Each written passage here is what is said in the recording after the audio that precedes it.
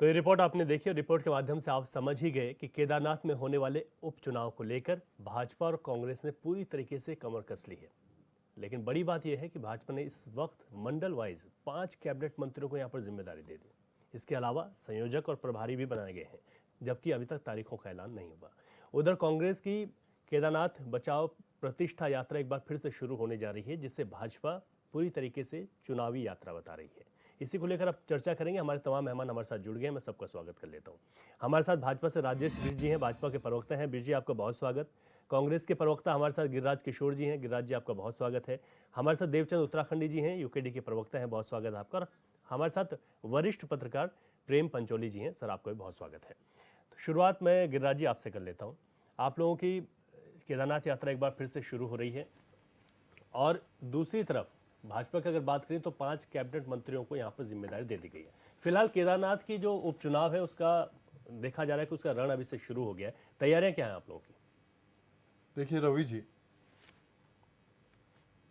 भाजपा इस समय वाकई जो दिख रहा है वो बड़ी डरी हुई मुद्रा में। जिस तरह से जो है एक उपचुनाव को, केदारनाथ जी का जो उपचुनाव वाकई अब होने जा रहा है, 5 कैबिनेट मंत्री,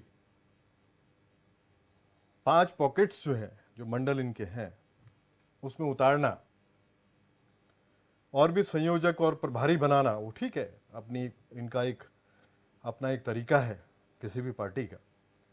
लेकिन ये सारी चीजें इस बात की तरफ इशारा करती हैं, इस बात के द्योतक हैं कि बड़ी डरी हुई स्थिति में है। और 7 वर्ष का जो इनका कार्यकाल था रवि जी, ये डरी हुई मुद्रा में क्यों है, उसके पीछे कारण है। आपने 7 वर्ष में इस राज्य को एक ऐसी स्थिति में लाके खड़ा कर दिया है कि प्रदेश पूरा विकास शून्य की स्थिति में है रवि जी। 3 जो मुद्दे थे, चाहे चार धाम यात्रा थी, चार धाम यात्रा में श्रद्धालुओं को परेशानी हुई, जो क्राउड बना, आप लोग कोई फैसिलिटीज उनको नहीं दे पाए, आप फेल हो गए पूरी तरह से। आप लास्ट मोमेंट पे अलर्ट होते हैं। वनाग्नि में करोड़ों पेड़ जल के राख हो गए, पूरी वाइल्ड लाइफ जल के राख हो गई, इन पे कोई फर्क नहीं पड़ता। आपदा का दंश जब झेला गया, अभी लोगों ने जो जनमानस पर्वतीय क्षेत्र का जो आपदा का दंश आज भी झेल रहा है, आप उसको मुआवजा नहीं दे पाए ढंग से। आप केंद्र को सेंट्रल आप डबल इंजन की सरकार है। आपको बार बार विपक्ष ने बोला कि आप 5,000 करोड़ की मांग करें और केंद्र इसमें पैसा फंड रिलीज करे ताकि आपदा का दंश जो लोग झेल रहे हैं उन तक वाकई कुछ सुविधाएं पहुंचे। आज जो स्थितियां हैं, आपने अभी हमारी जो केदारनाथ प्रतिष्ठा यात्रा जो है, रक्षा यात्रा जो चल रही है, हमारे यशस्वी जो प्रेसिडेंट हैं पीसीसी के, करण महाराज जी, उनके नेतृत्व में जो है पिछले महीने आउट हुई थी। सोनप्रयाग तक यात्रा चली, पूरा जन सैलाब रवि जी उनके साथ जुड़ा। बीच में सोनप्रयाग के बाद जो स्थितियां बनी, फ्लड, आपदाग्रस्त क्षेत्र हुआ, उनकी वापसी हुई अध्यक्ष जी की। अभी 11 तारीख को उनका जाने का है, यात्रा शुरू होगी, वो सीतापुर पहुंचेंगे, उसके बाद वहां से 12 तारीख को अपना चलेंगे और केदार बाबा जो है, केदारनाथ जी के दर्शन करेंगे। 13 तारीख को जो है सुबह पूजा अर्चना होगी। ठीक है, तैयारियां क्या है आप लोगों की केदारनाथ उपचुनाव सुनिएगा, के लिए? उसके बाद एक प्रेस कॉन्फ्रेंस को भी आहूत करेंगे। आप स्वयं सोचो, केदारनाथ जी की जो स्थितियां रवि जी, आज वहां पे जो है पंडा पुरोहित जो है, जिनकी बातें हम कई डिबेट्स में उठाते हैं, जो ईश्वरीय अंश जिनको मानता हूं, देवतुल्य में मानता हूं, उनकी परेशानियां आप देखिए, कहां इन्होंने सॉर्ट आउट की है बताइए। ठीक है, जो परेशानी की मुद्रा में वहां पे वो लोग थे, पंडा पुरोहित, जो लोकल जो छोटे से छोटा व्यवसायी इन्होंने परेशान किया, इंफ्रा के नाम पे, इंफ्रास्ट्रक्चर के नाम पे, उनको उधेड़ दिया, उनके घर उजाड़ दिए। ठीक है। आप स्वयं सोचो, वहां का जो जनमानस है, ये पूरी कैबिनेट को उतार रहे हैं, उतारे, कोई दिक्कत नहीं है। लेकिन ये लोग निश्चित रूप से आने वाले उपचुनाव में रवि जी अपनी जमानत भाजपा नहीं बचा पाएगी, ये देखिएगा। राज्य बिष्ट जी पे जा रहा हूँ। राज्य बिष्ट जी, आपका स्वागत है। अब आवाज मिल पा रही है आपको? जी बिष्ट जी, यहाँ पर आप लोगों की तैयारियां ज्यादा दिखाई दे रही हैं कांग्रेस से। कैबिनेट मंत्रियों को भी यहाँ पर जिम्मेदारियां दी गई हैं, संयोजक और प्रभारी नियुक्ति हो गई है। कितनी तैयारी है आप लोगों की इस उपचुनाव को लेकर? रवि भाई, भारतीय जनता पार्टी हमेशा चुनावी मोड में ही रहती है।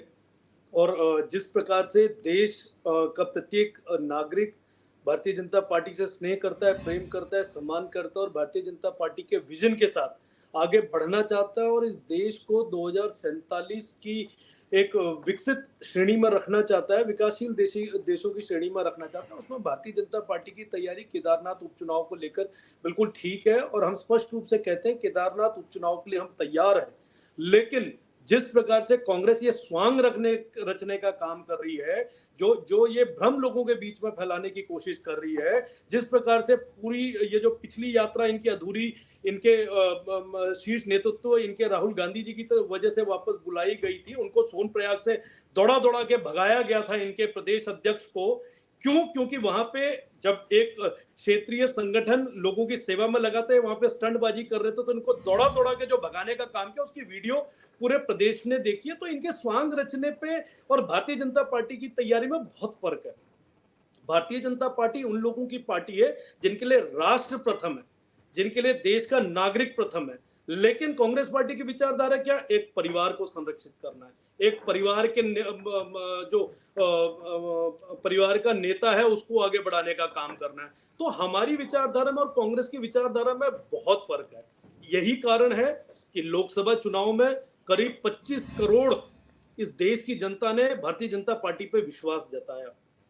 और एक जो पार्टी अपने आप को 150 साल पुरानी बोलती है, 70 साल इस देश में राज कर रहा, जिस पार्टी ने एक परिवार को आगे संरक्षित करने का काम किया, उसको 10 करोड़ भी वोट नहीं मिलते। तो ये अपने आप पता चलता है कि भारतीय जनता पार्टी की स्थिति चुनाव को लेकर और खास तौर पे केदारनाथ की तैयारी को लेकर किस प्रकार से जमीन में काम हो रहा है। ठीक है, चलिए हमारे साथ देवचंद उत्तराखंडी जी हैं, यूकेडी के प्रवक्ता हैं। देवचंद उत्तराखंडी जी, केदारनाथ उपचुनाव की जब बात होती है, दोनों पार्टियां मजबूती के साथ चुनावी मैदान में इस बार उतरेंगे और ये चुनाव दिलचस्प होगा निसंदेह। आप लोगों की क्या तैयारी है?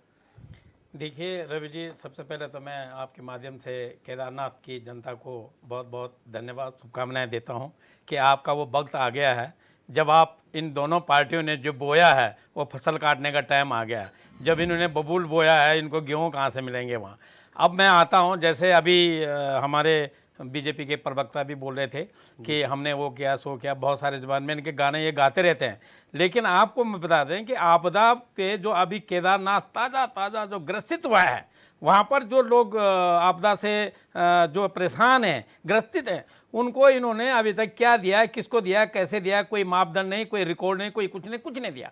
जो भी उन लोगों की मदद करी है वो या तो क्षेत्रीय दल के लोगों ने या फिर संगठनों ने काम किया है। इन लोगों ने वहाँ पर जाकर अगर काम किया है तो जैसे इनका रोज ये रहा, इनका अपना ध्यान रहा है, इनका धंधा रहा है कि मरीज के पास जाओ, 2 केले पकड़ाओ और फोटो खींचो। इसमें ये लोग फोटो खींचने में माहिर हैं। मैं एक चीज़ का तो खुशी मुझे ये हो रही है कि बहुत अच्छी बात है कि बीजेपी के 5 जो दर्जाधारी जो नेता हैं वो वहाँ जाएंगे तो कम से कम उनको सड़कों का पता तो चलेगा, सड़क कैसी है, उनके वहाँ के लोगों का रहन सहन तो पता चलेगा, वो कैसे जनजीवन बिता रहे हैं उसका पता तो चलेगा। इस बात की एक क्षेत्रीय दल का मुझे प्रवक्ता होने के नाते इस खुशी हो रही है कि कम से कम अब ऊंट आया पहाड़ के नीचे, केदारनाथ के पहाड़ियों के नीचे आना शुरू हो गया ऊंट, और अब वो देखेगा कि क्या स्थितियां हैं और हम धरातल पर क्या क्या बोलते रहते हैं। अगर ये सड़क की कनेक्टिविटी, परसों नरसों में देखा कोई एक डिबेट में हमने कनेक्टिविटी कर दी, वो कर दी। मैं एक सड़क बताता हूँ, ये तो अभी राज्य में आए होंगे। एक सड़क बनी थी जो कम से कम आपको मैं बता दूं 74-75 में एक सड़क बनी जो श्रीनगर से और पौड़ी से खेड़ाखाल को कनेक्टिविटी करती है। लेकिन वो सड़क जहाँ से रुद्रप्रयाग होता है वहाँ पर थोड़ा ठीक है, लेकिन जहाँ पौड़ी जिला है जहाँ तक, वहाँ से ऐसे हालत हो गए उस सड़क की जो लगभग 47 साल पुरानी सड़क है। तो आप इनकी कनेक्टिविटी मान सकते हैं। एक और सड़क है, दोनों ही जिम्मेदार हैं इन दोनों में। तभी मैं एक मेरा तो ये कोई नहीं, मेरा कोई कांग्रेस भाई नहीं, कोई मैं यही बोल रहे हैं। इन्होंने जब भी हमको यूकेडी को तो इन्होंने छलवा किया है, छलने का काम किया है। अभी एक और सड़क है जो डुंगरीपन से लेकर के सिरोबगड़ का विकल्प है, सिरोबगड़ का जो विकल्प है वो एक सड़क है, डुंगरीपन से होते हुए छातीखाल खेड़ाखाल होके जाती है।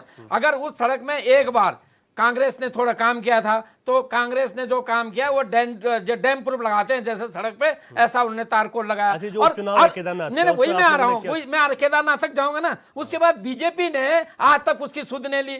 तो इनके क्या काम है? कनेक्टिविटी इनकी है नहीं, स्वास्थ्य इनका है नहीं, शिक्षा पर इनका ध्यान नहीं है। और पहाड़ी आदमी, अभी यहाँ पर एक वक्त आ गया है रवि जी जहाँ पर लोगों को प्लेन्स और पहाड़ को सोचने में मजबूर हो गए हैं। और इस बार लोग पहाड़ के प्रति, पहाड़ियों को आप लोग जगह जगह क्या उनके साथ अन्याय हो रहा है उसको भी ध्यान में रखेंगे। और इन सबको ध्यान में रखकर हमारी तैयारी है, हम जो तैयारी कर रहे हैं हम इनकी तरह ये नहीं कर पाएंगे, हम जो कर रहे हैं अपनी तैयारी पे है। पर बीजेपी को और कांग्रेस को वहां पर इनकी धरातल में इनको जमीन जरूर दिखाएंगे। ठीक है, हमारे साथ वरिष्ठ पत्रकार प्रेम पंचोली जी हैं और मैं उनसे समझना भी चाहूंगा कि केदारनाथ में जिस तरीके से उपचुनाव है सर, और महत्वपूर्ण बात यह है कि हाल ही में जो 2 उपचुनाव है मंगलौर और बद्रीनाथ का, उसमें सत्ताधारी पार्टी हार गई और यही वजह है कि विपक्ष के हौसले इस समय बुलंद भी हैं।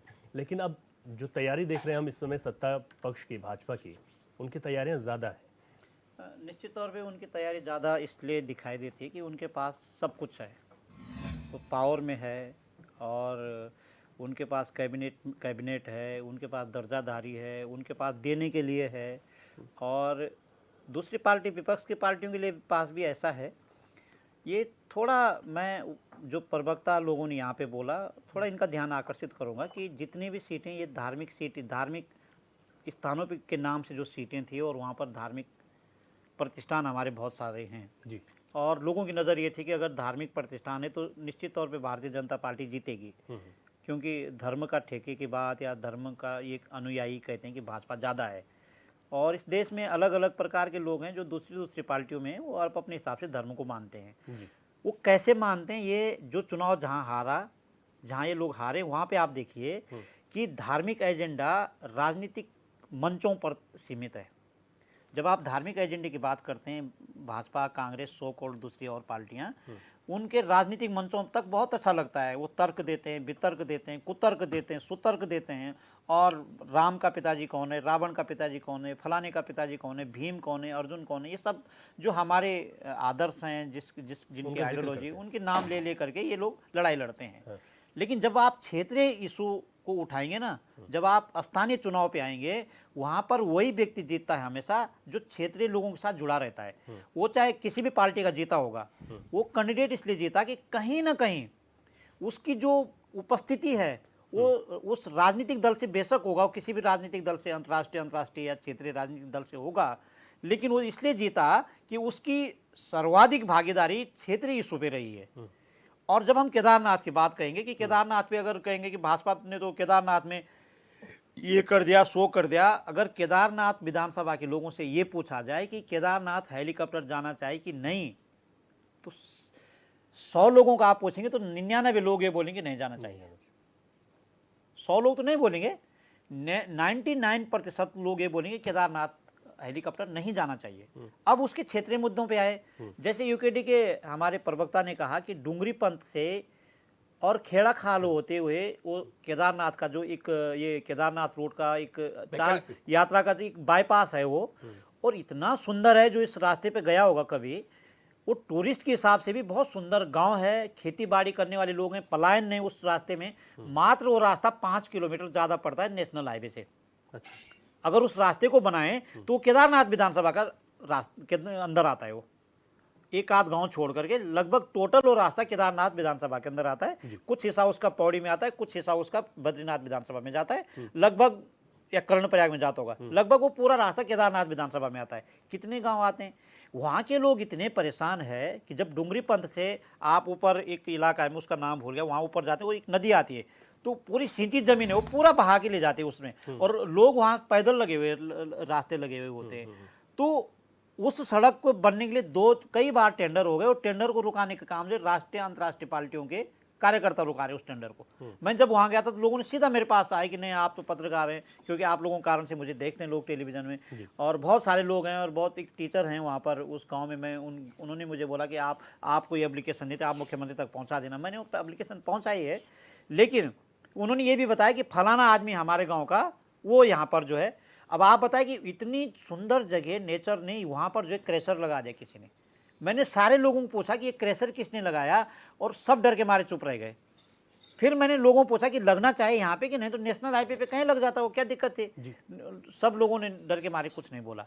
तो क्षेत्रीय इशू पे जो भारी होगा वही केदारनाथ सीट को जीतेगा। और अब मैं आपको बता दूं कि ये बिल्कुल भूल जाए, राष्ट्रीय, अंतर्राष्ट्रीय, क्षेत्रीय पार्टियों के जो लोग वहाँ पे कैंडिडेट उतार रहे हैं वो रावत परिवारों से उतार रहे हैं। इससे इधर उधर ये समय है ही नहीं केदारनाथ में कुछ नहीं। तो ये फाइनल मेरा एक, इसको आप व्यंग्यात्मक भी समझे या ठीक है, बिल्कुल समीकरण तो ऐसे ही बना। समीकरण है कि जो भी कैंडिडेट होगा वो रावत परिवार से होगा और जो भी जीतेगा वो रावत परिवार से ठीक है। जीतेगा। और रावत परिवारों के जितने भी कैंडिडेट हैं वो निश्चित तौर पे लोकल हैं वहाँ के, ऊपर वो पैरासूट कैंडिडेट कोई भी नहीं है। ठीक है, ठीक है, मैं तो अब ये समझने की जरूरत है। बिल्कुल आपने ठीक कहा कि जो ऐसे लोग हैं, चाहे वो किसी पार्टी से हो, अगर वो क्षेत्रीय मुद्दों पर सक्रिय रहे तो उनको यहाँ पर फायदा पहुंच सकता है। हम अपनी चर्चा को जारी रखेंगे, लेकिन यहाँ पर एक छोटा सा ब्रेक।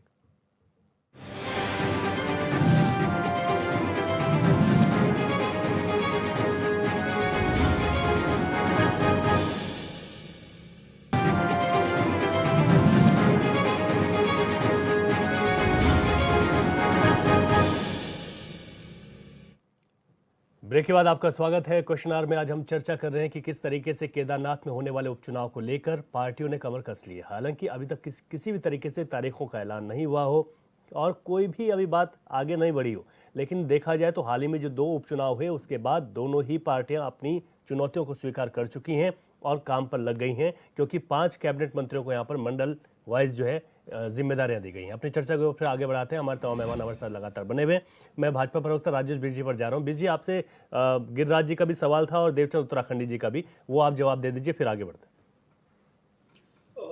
रवि भाई, देखिए, आप यहाँ पे किसी भी अन्य पार्टी के प्रवक्ता से सवाल कीजिए कि आपकी तैयारी क्या है, तो उसको जिस प्रकार से नींद में भी भारतीय जनता पार्टी के सपने आते हैं, वो आपके चैनल में भी अपना प्रस्ताव बताने के बजाय बीजेपी पे तंज कसने पे ज्यादा जोर देगा, लेकिन अपना एजेंडा नहीं बताएगा कि हमने चुनाव लड़ना किन मुद्दों पे।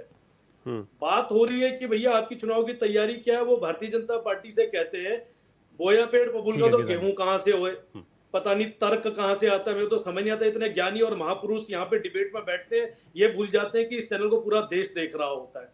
दूसरी बात, हमने बबूल पोया गेहूं ढूंढ रहे हैं, तो 15 साल में आप क्या कर रहे हैं? 45 साल पुरानी पार्टी में है, क्यों जमानत जब्त हो रही है? क्यों 70 सीटों पे आपको प्रत्याशी नहीं मिलता है? आप फॉर्म भरना नहीं जानते हैं, फॉर्म भरते हैं तो वो आपका रिजेक्ट हो जाता है कारणों से। सवाल अपने अंदर खोजिए, अपने अस्तित्व को बचाने की कोशिश कीजिए, एजेंडा बताइए क्या चाहते हैं आप, क्या केदारनाथ के लोगों को बोलेंगे। तो ये सवाल जो ये हमारे लिए तंज कस रहे हैं, अपने अंदर अगर खोजने की कोशिश करेंगे तो अपने लिए कोई सुदृढ़ मार्ग ही नहीं दिखेगा। अच्छा, ठीक है। एक सवाल कांग्रेस की ओर से ये था कि उनको इस बात की भी चर्चा चल रही है कांग्रेस में कि 5 कैबिनेट मंत्रियों को यहाँ पर जिम्मेदारी दे दी गई, संयोजक प्रभारी आप लोगों ने सब नियुक्त कर दिए। क्या 2 उपचुनाव में जो भाजपा की हार हुई है उसको देखते हुए ये खास एहतियात बरता जा रहा है?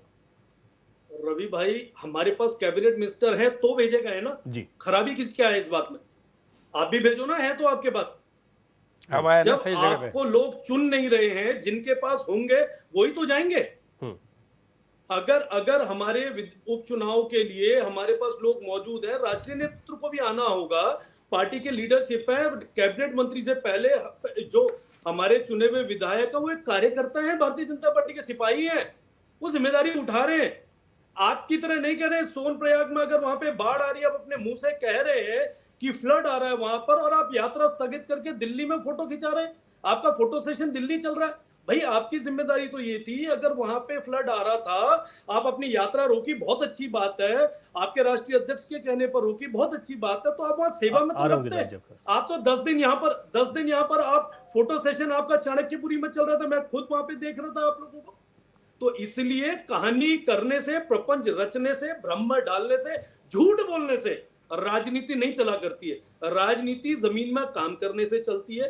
अगर आपकी लोकप्रियता आपके जमीन पे काम करने की अगर इतने ही हुनर आप लोगों के अंदर होता, तो 2014 में चलिए हम गलती से जीत गए, 19 में गलती से जीत गए, 24 में क्या हुआ? आप 100 का आंकड़ा नहीं छू पा रहे, अपनी हालत तो देखो क्या हो। ठीक है, जवाब ले रहा हूं। ठीक है, इसलिए भारतीय जनता पार्टी पे तंज कसने से बेहतर है जमीन में उतरिए, जमीन में काम कीजिए। इमरजेंसी का समय नहीं है कि इलाहाबाद हाई कोर्ट से इमरजेंसी लगती है आपके प्रधानमंत्री पे और वो पूरे देश के अंदर इमरजेंसी लगा देते हैं। ठीक है, मैं जवाब ले रहा हूं जी, फिर बहसबाजी हो जाएगी। का काम करते हैं। ठीक है, वो दिन याद कीजिए, काला अध्याय जुड़ा हुआ है। ठीक है, मैं जवाब ले रहा हूं, फिर बहसबाजी हो जाएगी। गिरिराज जी, रफी, बहस नहीं होगी। मैं सुना, मैंने राजेश जी को बड़े गहन मुद्रा में सुन रहा था। अब सुनिएगा रवि जी, जो हमारी यशस्वी जो अध्यक्ष हैं करण महाराज जी, पीसीसी प्रेसिडेंट, उनकी जो ये यात्रा है श्रद्धा को लिए हुए यात्रा है। केदार बाबा के प्रति जो श्रद्धा है उसको लिए हुए यात्रा ये है। सुनिएगा, जी जी अभी राजेश जी एक बात भूल गए कि इनके पास कुछ विजुअल्स हैं कि हमें सोनप्रयाग से दौड़ा दौड़ा के भगाया गया पार्टी के हमारे लीडरशिप को। इनके पास विजुअल्स हैं। यार रवि जी, भाजपा झूठों की जमात हो चुकी है, सुन लीजिएगा।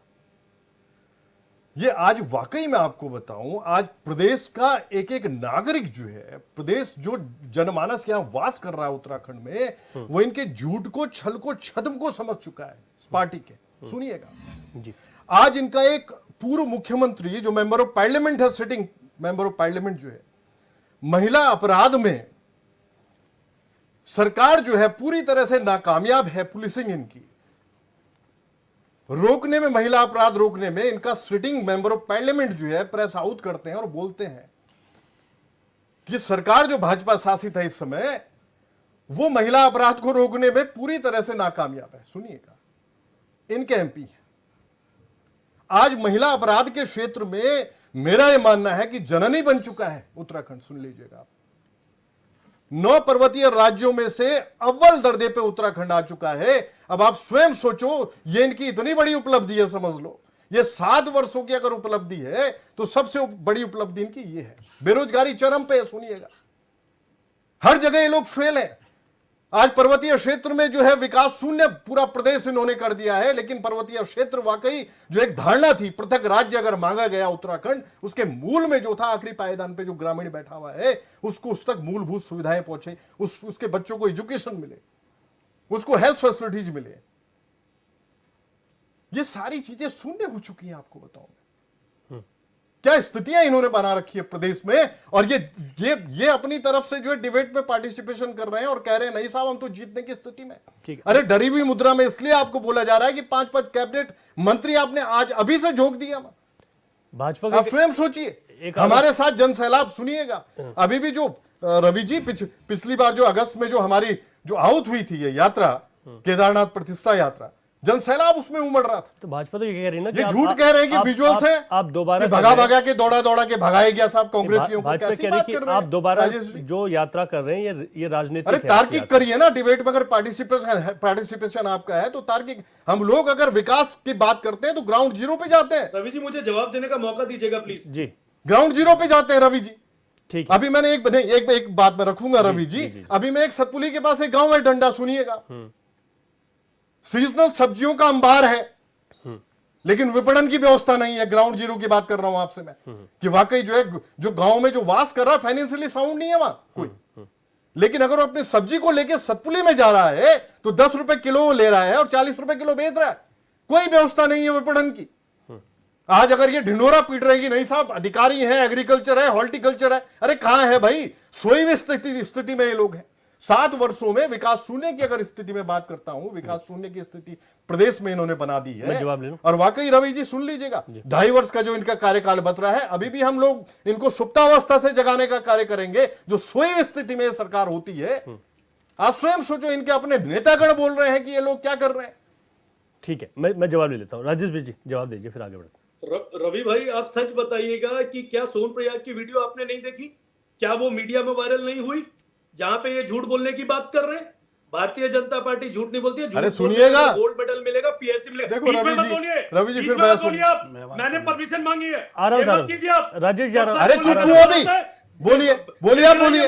अरे आप बोलिए, अरे बोलिए आप, बंद कीजिए। अरे बोलिए ना, बोलिए। जो आप आगे पार्टी को बोलोगे आपके दौड़ा के भगा के उनको भेजा गया। झूठो, अरे झूठों की जमात हो आप। इंतजार कीजिए अपनी बारी का। झूठ बोलते हो, ये शोर मचाने का काम मत ठीक है। अच्छा ठीक है, जनसैलाब जुड़ रहा है। अरे जमाना जब्त होगी आपकी, सुन लीजिए भाजपा की। वहां पे केदारनाथ उपचुनाव आप देखिएगा, उदाहरण पेश करेगी जनता वहां। गांव में जाइए। आपने पंडित पुरोहितों को वहां नाराज किया, परेशान किया है। आपने छोटे छोटे जो व्यवसायी हैं उनको वहां पे परेशान किया है। अच्छा, एक करके उनको उधेड़ दिया, उनके घर उजाड़ दिया आपने। वीडियो में बैठ के मत चिल्लाइए। सुन रहे? अरे नहीं, चिल्ला नहीं रहा हूँ राजेश जी, आपको बता रहा हूँ। आप जिस हिसाब से बात करेंगे उस हिसाब से काउंटर मिलेगा आपको पार्टी का, कांग्रेस का। मैं बोल रहा हूँ झूठ चिल्ला झूठ रहे थे, बोलते सच नहीं होगा आपका। हैं, झूठों की बारी जमात हो इंतजार तुम। कीजिए। अरे तुम्हारा झूठ बोलते हैं, नेतागण, पूरी तुम्हारा पार्टी झूठ नेतागण बोलती है। आज अंकिता आप झूठ भंडारी बोल से रहे हैं। लेकर सर परेशान तक मत ठीक है, होइए। ठीक है, सब मैं लोग सवाल पूछ रहा हूं। महिलाओं के गिरिराज साथ में सवाल पूछ रहा हूं। बलात्कार ठीक है, करते ठीक हो है। आप लोग। परेशान मत सर, होइए, सुनिए। सच और भी है मेरे पास। ठीक है। राजेश जी एक मिनट, परेशान मत होइए आप। मैं सवाल और सच भी बोलूंगा। मैं सवाल कर रहा हूँ। कांग्रेस का ये सवाल है कि ठीक है वहां पर जो रवि भाई, मैंने आपसे परमिशन मांग के ठीक है, अपने आप समय पे कम- बात- कंप्लीट कीजिए, करूंगा रवि जी, कंप्लीट अगर कीजिए। गलत बोलेंगे। ठीक है, कंप्लीट कीजिए राजेश जी। आप भेजिए, आप सुनिए, आप देखिए ना वायरल कौन सा वीडियो हमें दिखाएं, ठीक है, ठीक है। कौन सा राजेश कांग्रेसी जी, को भगा भगा के वहां से भगाया जा रहा है। मेरे पास इस वक्त वीडियो नहीं है। राजेश जी उसमें भी आप प्रपंच होंगे इनके। राजेश जी आप कंप्लीट कीजिए जल्दी। राजेश जी ठीक है, अब मैं आगे बढ़ जाता हूं। देवचंद उत्तराखंडी जी, अभी यहाँ पर आपने दोनों ही पार्टियों को सुन लिया जिनकी यहाँ पर सरकारें रही हैं। जब भी उपचुनाव हो या फिर चुनाव हो, तीसरे विकल्प के रूप में हम यूकेडी को देखते हैं। लेकिन अभी भाजपा ने कहा कि आप लोग तो वो हैं कि जो अपना पर्चा भी दाखिल नहीं कर पाए। वहाँ जब चुनाव चल रहे थे तो उसमें भी आपने गड़बड़ी कर दी। देखो, इन्होंने सही बात बोली है। सबसे पहले दो तीन छोटी छोटी बातों को लिंक करना, जैसे अभी राजेश जी बोल रहे थे कि कांग्रेस को भगा दिया, इसको भगा दिया। ये भूल हाँ, गए कि आपसे गड़ीगैंड जब में आपने जो है मुझे समय माला दिया रानी है। को भगाया था, गणेश जोशी जी को भगाया था, वही हेलो? सैदपुर में हुआ था। हेलो? लेकिन ऐसे बोलकर आज का डिबेट नहीं है। पहले बात बीच में आपके पास आ रहा हूं। रवि भाई, संपर्क उंगली टूटे डाउन आ रहा करो हूं। पहले, सुनो। उसके बाद बस लेकिन अब मैं भरोसा कोई रखिए, बात आ रहा हूं है। आपके पास। आप ये बताओ, अभी मैं एक न्यूज पढ़ रहा था, न्यूज जल्दी देख रहा था कराइए। व्हाट्सएप में, जी। उसमें ये लिखा था कि यूपी में और 75 सीट बीजेपी हार सकती थी अगर वो शासन प्रशासन को उस पर न लगाते। इसी प्रकार के हमारे जो इसका ये बात कर रहे हैं, वहां पर जो चमोली में फॉर्म भरते समय वहां पर जो रिटर्निंग ऑफिसर के सामने जो फॉर्म भरा जाता है, तो छोटी मोटी गलतियों के लिए वो वहीं पर साइन कराते हैं, वहीं पर बोलते हैं। लेकिन इनके जो बाद में राजनीतिक प्रेशर से उस फॉर्म को कैंसिल कराया गया, वो इनको अकल नहीं है। ठीक है। और अभी इन्होंने बोल दिया कि अभी इन्होंने एक चीज बोली है, सुनो, एक चीज दादागिरी बोली है, बात सुन, दादागिरी की बात करिए कि कैबिनेट मंत्री हमारे हैं। अरे बेवकूफ है, हमारे नहीं हो क्या? बेवकूफ है क्या? हमारे नहीं हो? जिसकी ये बात राजेश बिष्ट भूल गए हैं कि कैबिनेट मंत्री वो हमारा भी है और उनका दुरुपयोग कर रहे हो आप।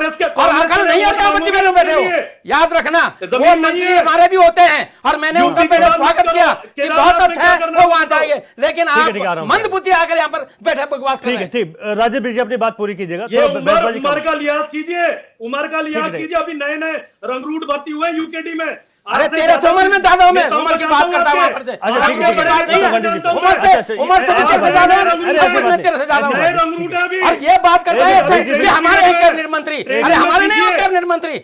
आप ट्रेनिंग लोग यहाँ कीजिए। पर आकर के लैंग्वेज को आप संभालिए, नए रंगरूट हो। लैंग्वेज को संभालिए। ठीक है, आप चुप रहिए। अरे देवचंद रंगरूट उत्तराखंड आप हमारे सामने, आप हमारे सामने बच्चे दूध पीते आप बच्चे भी। नए रंगरूट अरे हो। दूध ठीक है, पीते बच्चे हो अभी, बात और दूध बढ़ेगी। पीते बच्चे हो। ठीक है, ठीक है। जितनी आपकी उम्र है लानी पड़ेगी। उससे ज्यादा नौकरी है मेरी। अकल लानी पड़ेगी। अरे यहाँ जितनी होती है। आपकी उम्र है उससे ज्यादा नौकरी है होती है। मेरी। और आपको नए तो पता नहीं, रंगरूट ठीक है, आपको मुद्दे तो पर आ सर्विस जाते हैं। मुद्दे पर आ जाते हैं। एक अच्छा। सेकंड। और ट्रेनिंग आप में लोग सीखो। मंदबुद्धि लोग हैं, देवचंद मंत्रियों को बताते हैं ट्रेनिंग हमारे हैं। उत्तराखंड क्या के। आप बताइए, मंत्री वो सबके हैं, हमारे मंत्री नहीं अरे है, प्रदेश के मंत्री हैं।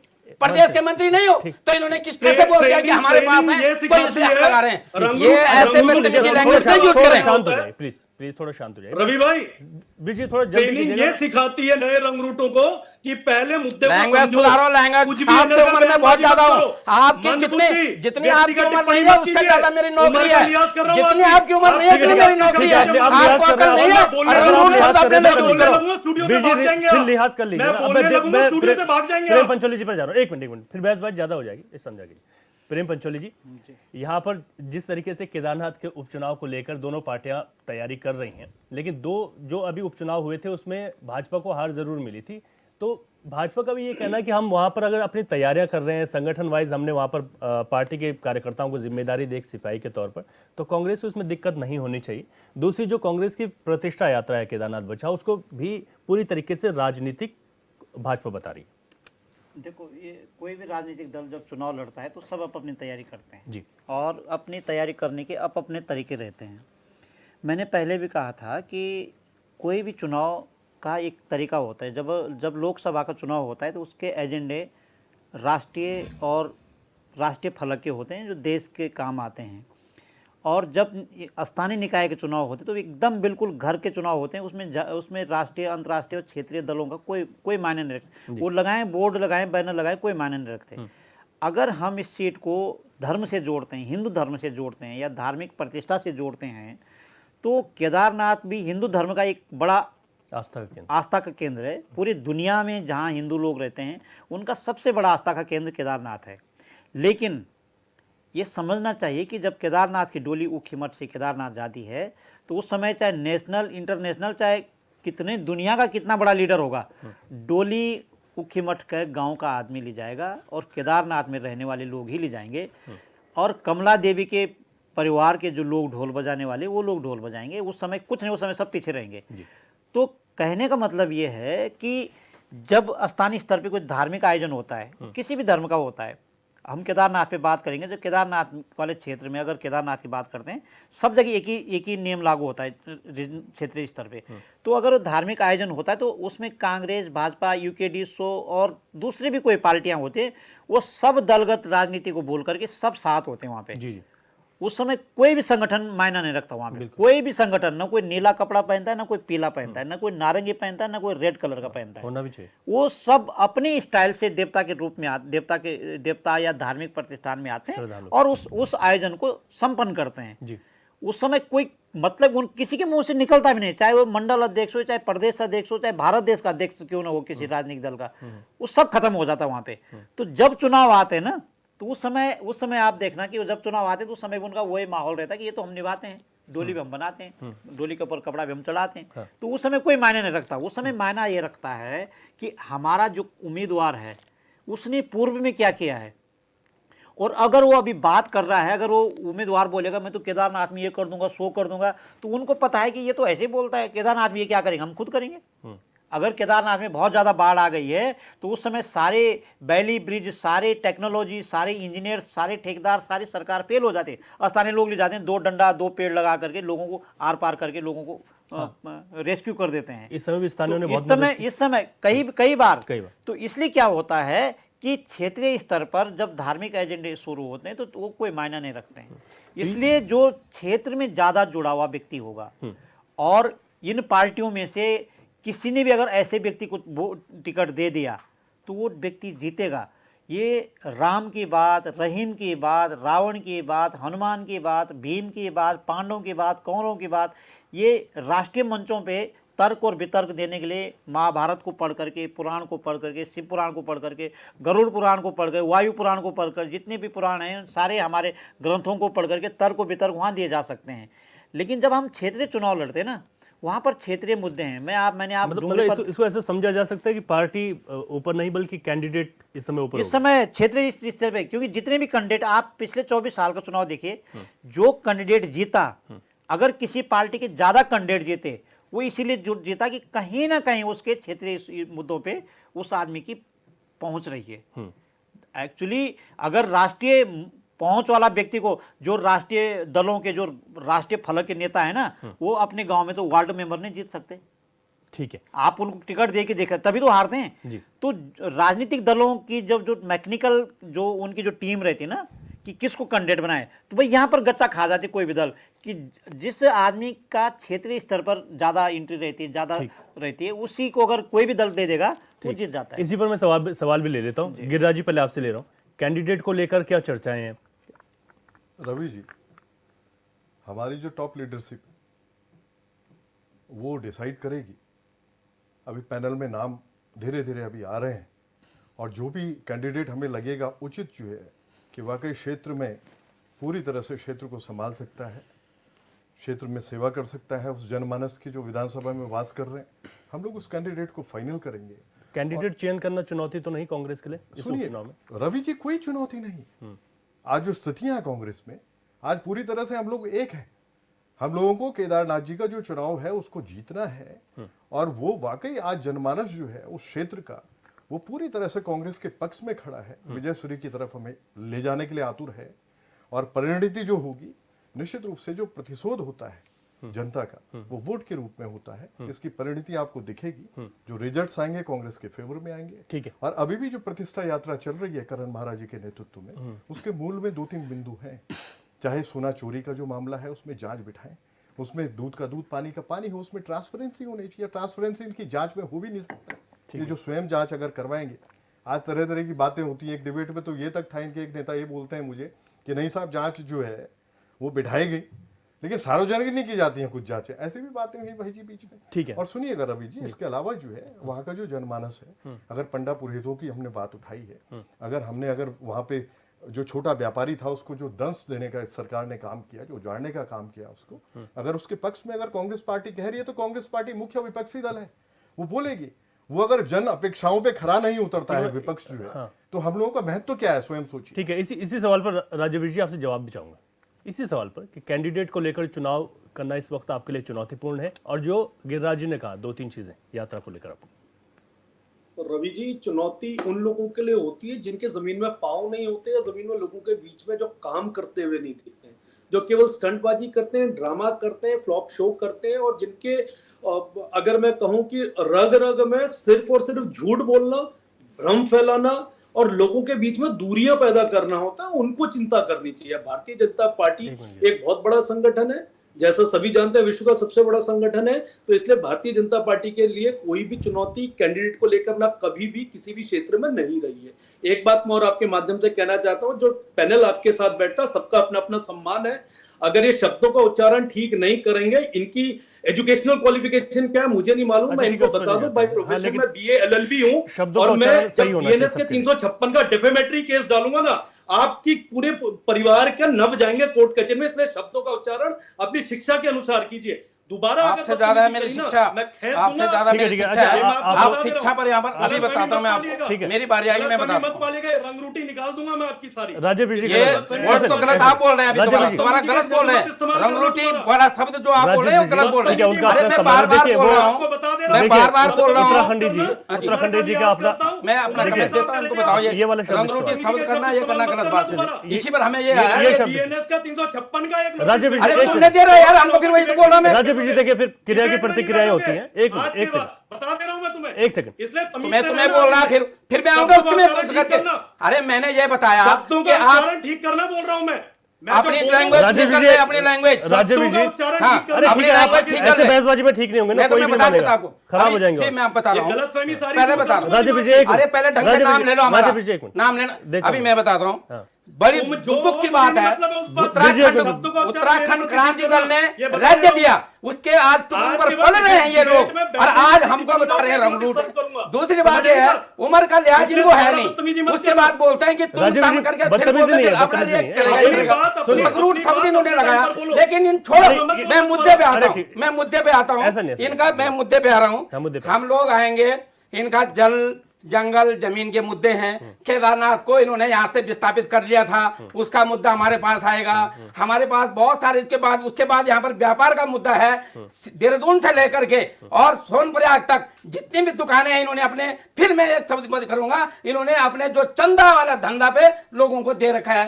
काम उल्टे करते हैं, झूठ बोलते हैं, लोगों को यहाँ पर बोलते हैं झूठ बोलने का काम करते हैं। अरे गुस्सा का बात है जब खुद उल्टे काम करो, दूसरों पर आरोप लगाओ।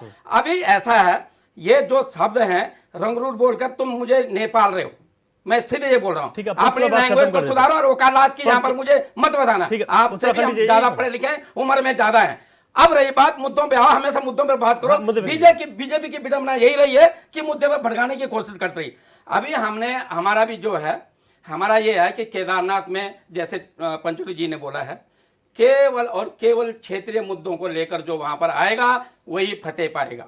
और जिस प्रकार से बीजेपी ने क्या नाम बोलते, लोगों को भगला कर, भरमा कर, 5 किलो राशन का जुमला देकर जिस प्रकार से वो चुनाव तो लोकसभा चुनाव जीत गई और 2022 का चुनाव भी जीत गई, लेकिन अब उनके लिए बद्रीनाथ और मंगलौर जैसी स्थिति अभी है। वो डर से बौखलाई हुई है, इसीलिए उन्होंने पूरा मंत्रालय को वहां लगा दिया। ऊपर से बोल रहे हैं कि मंत्री हमारे हैं, कितनी बड़ी विडंबना है। वकालत करा हुआ आदमी ये बोल रहा है कि मंत्री पर्सनली ना, पर्सनली, हाँ, मंत्री किसी का नहीं है, मंत्री हमारे भी हैं। तो हम तो ये चाहेंगे कि हमारा सरकार का, हमारा जनता का पैसा वो मंत्री वहां पर लगाएगा, वहां पर खर्च करेगा। तो कुल मिला करके बीजेपी को तानाशाह हो गई है, बहुत घमंडी हो गई है, और उनको सबक सिखाना बहुत ठीक है। उत्तराखंडी जी, फाइनल कमेंट ले लेता हूँ। गिरिराज जी आपसे फाइनल कमेंट अपनी तैयारियों पर। और रवि जी, कांग्रेस पार्टी पूरी तरह से आशान्वित है, आश्वस्त है कि केदारनाथ जी का जो विधानसभा चुनाव, उपचुनाव होने जा रहा है उसमें विजयश्री हम लोगों को मिलेगी।